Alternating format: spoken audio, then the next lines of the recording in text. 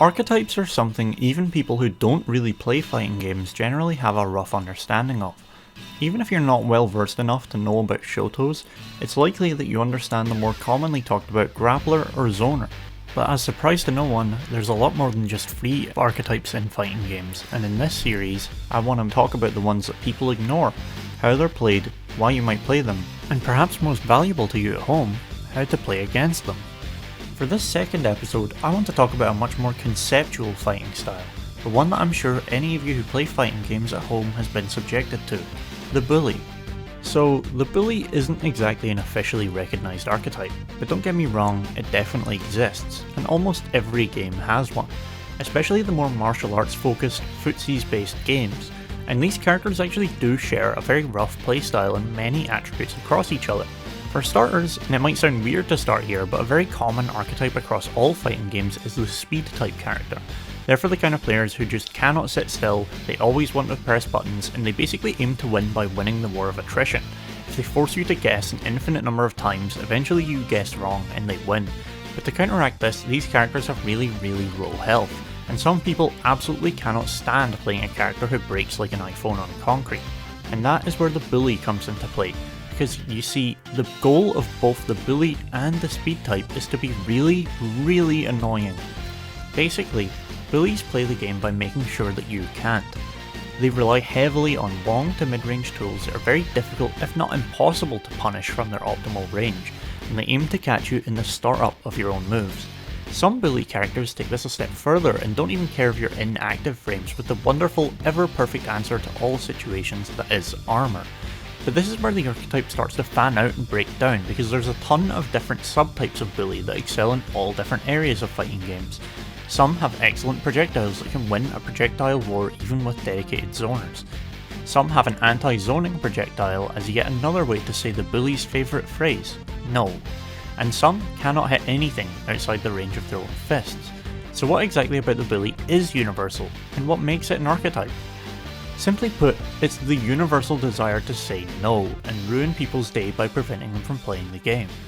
Bullies often have a lot of command normals that seem really weird in that they don't have a particular special property that makes them low crush, anti-air, no armor, etc. But what these moves do is make a certain part of the screen annoying to either currently occupy or attempt to occupy, and they force you to just let them act instead of acting yourself. This often takes the form of things like lariats, charges, or whatever this is. The biggest challenge of playing a bully generally overlaps with their biggest strength, that being their large and overly specific move list. If you want to play these guys and want to play them well, you need to have every option you have in mind and use them in so overwhelming a way that your opponent forgets about the ones further down the move list. For as dumb of a reputation as these characters can get, there's actually a great deal of technique to them, and a lot of interesting setups that you can force opponents into if you abuse relatively simple things like block pushback. To play these characters well, you'll eventually need to start coming up with your own frame traps and a lot of character specific strategies, as you're going to want every single character on the roster to come to fear you one way or another. But in general, as is your playstyle, you really just want to be doing stuff. If you're insanely difficult to read and seemingly random, you can often catch punishes that no other character would, and convert into a ton of damage very quickly and easily, and it all comes down to preventing the other character from getting their game plan into motion. Basically, not a whole else besides that, except for optimizing your damage in the meantime. And for you guys who are struggling at beating these guys, both fortunately and unfortunately, you're going to have to learn what all their moves are and when they're valid too, because one of the best strategies against a bully is just to chill out. Bullies put themselves at risk a lot by going for consistent and constant callouts, and the one thing that's hardest to call you out for doing or to anticipate in a fighting game is to just do nothing. Now, this is to wildly varying degrees, and it depends a lot on the bully and the fighting game. Sagat or Broly can win by just chipping you out via projectiles, so sitting still doesn't work, but this is why knowing their whole move list is imperative to beating them, because you don't need to stay still, just out of their effective range. Again, look at Sagat. The danger zone is right here, and it gets scarier the closer you are to the middle of this zone. The further you are, it's only projectiles, and above this zone you're in danger of receiving a Tiger Uppercut. But in this area, you're often too far to punish Tiger Shot, going to eat a tiger knee or a command normal if you try and move in, or you're susceptible to the normal that shall not be named. But as I said at the very start, and why the speed character is relevant, the bully wants you to be annoyed, and they always want to be acting. If you effectively neutral jump over their projectile, stay just out of range of their charge, or are generally playing on the defensive until they do something dumb, they're very susceptible to bait compared to any other archetype, and they're going to fall for it far more often than they should. Whether it's whiffed crouching light punches, neutral jumps, or walking straight forward, empty options, or extremely safe ones are often the downfall of this archetype in those who play them. So I want to slot in a quick note. What about a bully player who is defensive and reactive, rather than proactive? Theoretically, their characters are actually built incredibly defensively, some to a much greater degree than others.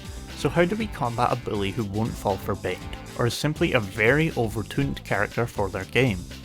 The answer can depend wildly depending on why the character is strong. CVS2 Sagata has overwhelmingly good normals, so good that it's rare to even see a tiger shot while he's in play. Meanwhile, Z Broly has immense armor and some of the best zoning in the game. Well, you're not going to like this, but unfortunately how to beat these incredibly strong bullies is very character specific. Z Broly is susceptible to extremely specific types of mashing. Some characters can mash for his grabs armor, some can't. Some can mash for his charge, some can't. You're going to have to make use of one of their moves that you have practiced consistent responses to and essentially shut down that option and say no yourself.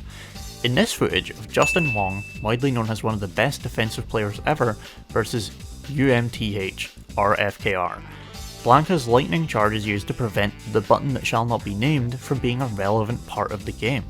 No matter how dumb your solution is, even if it's just to try and DP it every single time it comes out, if you manage to get your punish out consistently, bullies do inevitably have short fuses and they get extremely bothered when their own strategies don't go to plan, and flustered players make mistakes and lose tournaments. Defensive players put all their eggs in one basket, and that's the assumption that they'll make every reaction correctly every time, which of course absolutely no single human on the planet can do. The main thing is to just treat the effective range as this binary on and off hitbox. The bully wants to turn you to pulp the very second you step foot in there, and while that puts your life in danger, it endangers their life too. I hope I've done a good job convincing you of the playstyle of these characters as actually being transferable and recognisable across many types of games. These are characters I always felt needed an actual home and often get talked about as wholly unique when in reality many of their moment to moment goals align. It can be a bit exhausting hearing the grappler is the best zoner year after year, and I think that given the way Broly actually plays isn't even too similar to the actual grapplers in Fighter Z, and that Urien has to play most of the game without Aegis Reflector, these characters much better suit a label that covers how they actually play neutral, and not solely once they already have their win condition. Clearly Sagat is still the same character and the same archetype when he barely uses projectiles in CVS2, so I thought I'd be clear that even though these guys can zone, they aren't ever realistically winning games by keeping the opponent full screen and spamming. It's a pressure tool to force your opponent to react or close off their options, and not a win con in and of itself.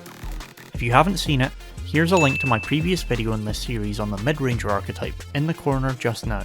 And coming soon is an excellent video on the most fun-having and beloved members of the FGC, the item thrower. Have any ideas for archetypes you'd like me to cover, or just some things that I missed about these characters, or neutral skill that you'd like me to talk about? Leave a comment below and I'll get back to you ASAP.